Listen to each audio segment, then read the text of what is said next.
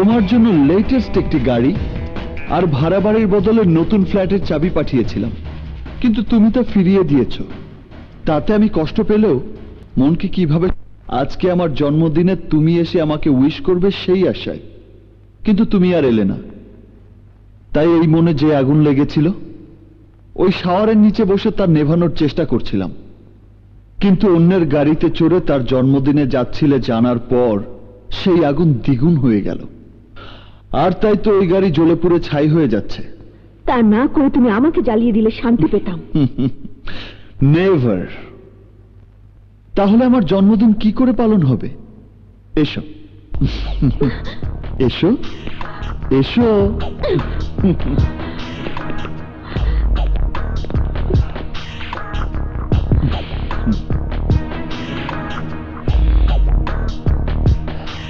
দেখো, আমার জন্য তোমার মনের মাধুরী দিয়ে সাজানো সেই জন্মদিনের সাজে আমিও সব সাজিয়েছি। এসো এসো এসো।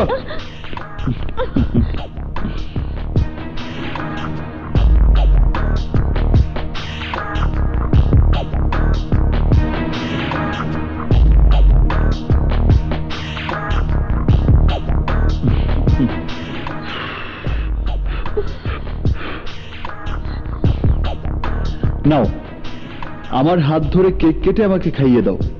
ধরো ধরো না, ধরো।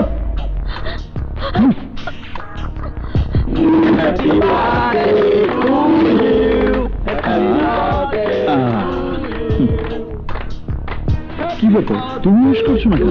উইশ করো, উইশ করো। Happy birthday to you.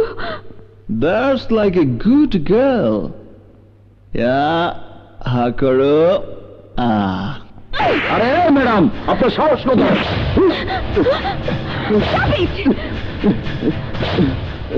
ওকে ধন্যবাদ জানা। ম্যাডাম সরি, ওর কথায় তুই নতুন জীবন ফিরে পেলি।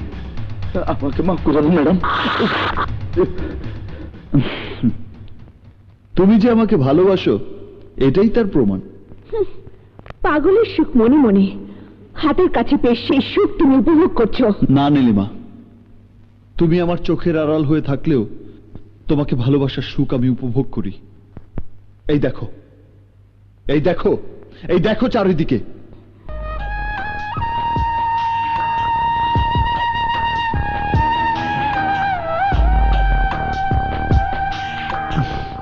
দেখো নীলিমা, দেখো, আমার ভালোবাসাকে যখন আমি দেখতে চাই তখনই দেখতে পাই।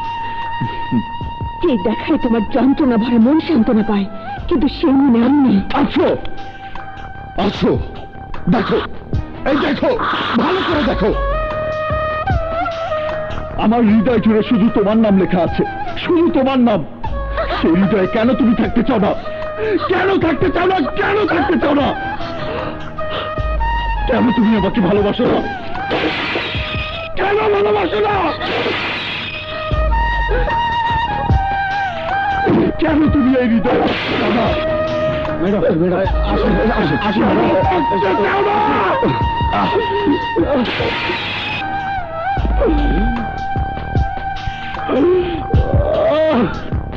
জাফর শেঠের ফাপড়ে দাফন কাফন ছাড়াই যেতে হয় কবরে। ওই মেয়ে তোমাকে ফাপড়ে ফেলে আমাদের আন্ডারওয়ার্ল্ডের সমস্ত ধান্দা বন্ধ করে দিয়েছে। তাই বলছিলাম, ব্যর্থ প্রেমের ইতিহাস রচনা না করে ওই মেয়ের ইজ্জতটা যদি একটু বাকি কথা হজম করে এখান থেকে চলে যা, নইলে। ঠিক আছে ঠিক আছে বাবা,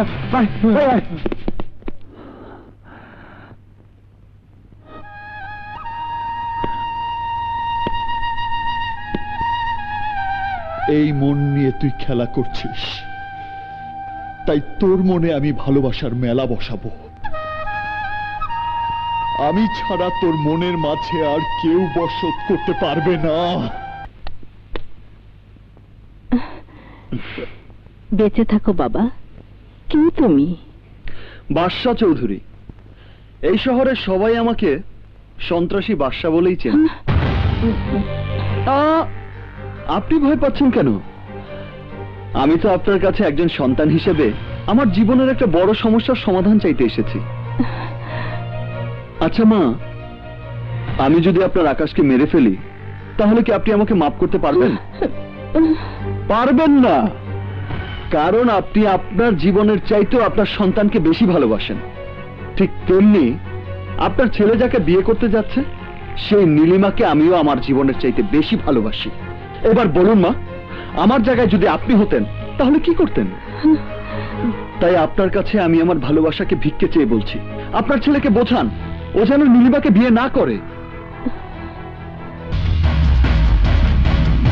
আপনার ছেলে যদি আপনার কথা না শোনে তাহলে আপনারই চোখের সামনে ওকে কেটে পিস পিস করে ফেলবে। আসিমা, আসসালামু আলাইকুম। আপনি কি বলছেন মা? যা সত্য তাই বলছি। আমি চাই না তোমাকে আমার আকাশের বউ করে ঘরে তুলতে গিয়ে সেই ঘরে আমার আকাশ লাশ হয়ে ফিরুক। না,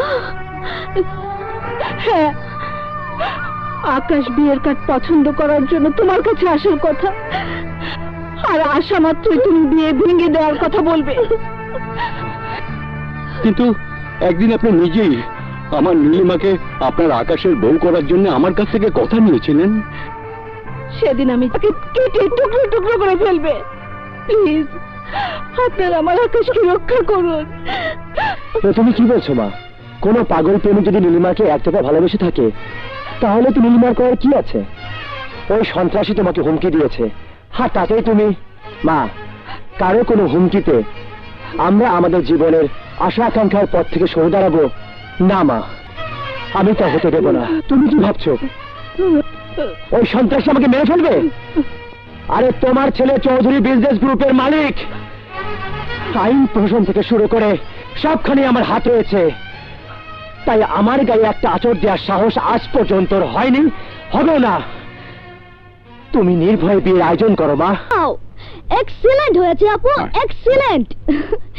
এবার টপ 10 এর চার্টে তোমার এই অ্যালবামটা 1 নম্বরে যাবে। অনেক সুনাম হবে তোমার।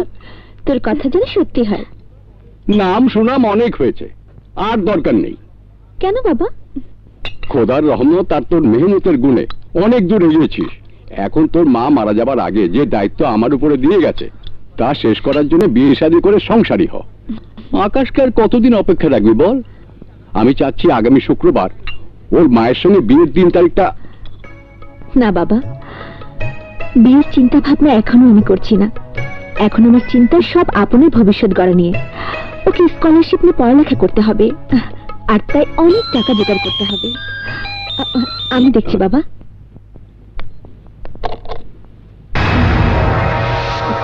বাচ্চা কোথায়? বাদশা রাজমহলে। তা কোন রাজমহলে? রাজমহল যেখানে আছে সেখানে পেয়ে যাবেন। কি ব্যাপার ইন্সপেক্টর সাহেব? বাবা, উনি কোন বাচ্চা ব্যাপারে যেন জানতে এসেছেন। জানতে আসেনি, তদন্ত করতে এসেছি। আপনি তাকে চেনেন কিনা? গত পরশু এক ফটোগ্রাফার আপনার ফটো সেশন শেষে তার মোটরসাইকেলে আপনাকে বাড়িতে পৌঁছে দিয়েছিল। হ্যাঁ। কয়েকজন সন্ত্রাসী ওকে খুব মারধর করেছে। করে থাকলে আমি কি করব?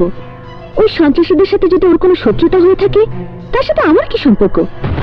আপনি জানেন ওই সন্ত্রাসীরা কার লোক? ওইসব আপনার জানার কথা, আমি জানি কি করব। ওরা বাদশার লোক। কে সে বাদশা? এক ওয়ান্টেড ক্রিমিনাল। পুলিশের রেকর্ডে ও এক খুনি আসামি। যদি আপনি ওই বাদশার নামে কোনো ক্রাইম করার কথা জানতে পারেন তাহলে আমার এই নাম্বারে খবর দেবেন। মারে, ঘটনাটা আমার কাছে ভালো লাগলো না। ভালো মন্দ নিয়ে জীবনে পথ চলতে হয় বাবা।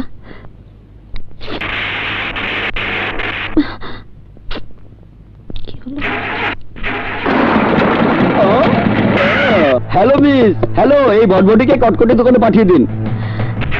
অযথা কষ্ট না করে আমাদের সাথে আসুন।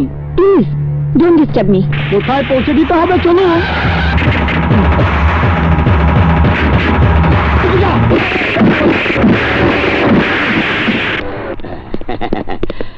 বলেন ম্যাডাম, আমাদের বলেন আপনি কোথায় যাবেন, আমরা আপনাকে পৌঁছে দিয়ে আসি। ওরা ছিল পাতি আর তোমরা হচ্ছে হাতি রংবাজ, তাই না? দিনা ম্যাডাম, আমরা বাদশা ভাইয়ের লোক। আমরা বাদশা ভাইয়ের চামচা। তাহলে চামচামি তার কাছে গিয়ে করো। হায় হায়, সর্বনাশ। আরে আরে ম্যাডাম, কোথায় যাচ্ছেন? আসুন গাড়িতে উঠুন। আপনি এইভাবে হাইটে গেলে বাদশা ভাইয়ের চাঁদি জিদ্দে ফাইটতে যাইবো, আর আমাকেও চাঁদি ফাটায়া ফেলবো। জাহান্নামে যাক তোমাদের বাচ্চা। আবার যদি আমার পেছনে আসো তাহলে তোমাদেরকে আমি জুতা পেটা করে ছাড়বো। বুঝছো তো অবস্থা? ম্যাডাম রে গাড়িতে তুললে জুতা বাড়ি খাইতে হইব, আর না তুললে বাচ্চা ভাই পরে জান যাইব। বেশি বুঝলে জান যাইব। ম্যাডাম, আপনার যখন ইচ্ছা হইতাছে তখন বাচ্চা মতো জুতা বাড়ি মারেন। এই, এই, ছাড়ো বলছি। ম্যাডাম, আবার যদি পেছনে আসিস, যাবো, ধর বলছি। তোদের বাদশা ভাইকে তোরা ভয় পাস, আমি না। আমাকে উপর মায়া করেন ম্যাডাম।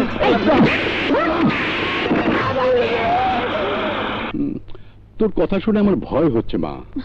তুমি চাচ্ছ সেই ভয়ে আমি চুপচাপ বসে থাকবো এমন কি, যার কারণে আমাকে স্বাধীনভাবে চলাফেরা বন্ধ রাখতে হবে? আহা, তুই বুঝতে পারছিস না মা। আমি অবুঝ নই বাবা। ওদের অন্যায়কে মেনে নিয়ে চুপ থাকার মানে হচ্ছে প্রশ্রয় দেওয়া। আমি তা করব না। আমি এখন ওই ইন্সপেক্টরের কাছে নালিশ করব। বাবা, এই আঙ্কেলরা কত ভালো, দেখো আমাকে কত কিছু কিনে দিয়েছে। আপু, ওনাদের জন্য চা নাস্তার ব্যবস্থা কর। আপন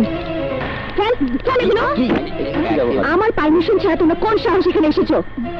বাদশা ভাইয়ের হুকুমে আপনার গাড়ি ধুলাই খালে পাঠায় দিয়া বাদশা ভাইয়ের দেওয়া গাড়ি আর নতুন ফ্ল্যাটের চাবি লয়ে এনেন চাবি। হ্যাঁ হ্যাঁ আরে গুষ্টি গিলে তোদের বাচ্চা।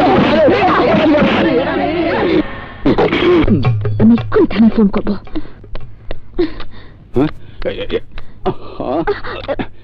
ফের তুই অযথাই ঝামেলায় জড়াতে চাচ্ছিস।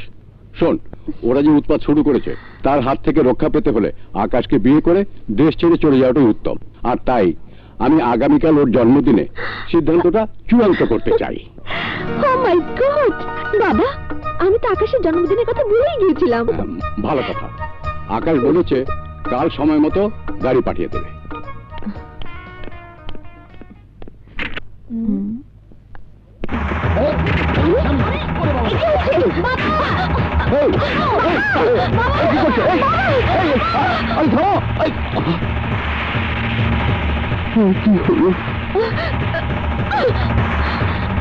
ভালো ভালো বলছি, গাড়ি ঘোরাও। শোনেন ম্যাডাম, আপনি সম্মানী মেহমান, তাই সসম্মানে নিয়ে যেতেছি। চুপ করো, গাড়ি থামাও, গাড়ি থামাও, নইলে আমি চিৎকার করে এখন পুলিশ ডাকবো। প্লিজ চেঁচামেচি করবেন না, আপনার জন্য বাচ্চা ভাই মাথায় রক্ত উঠে আছে।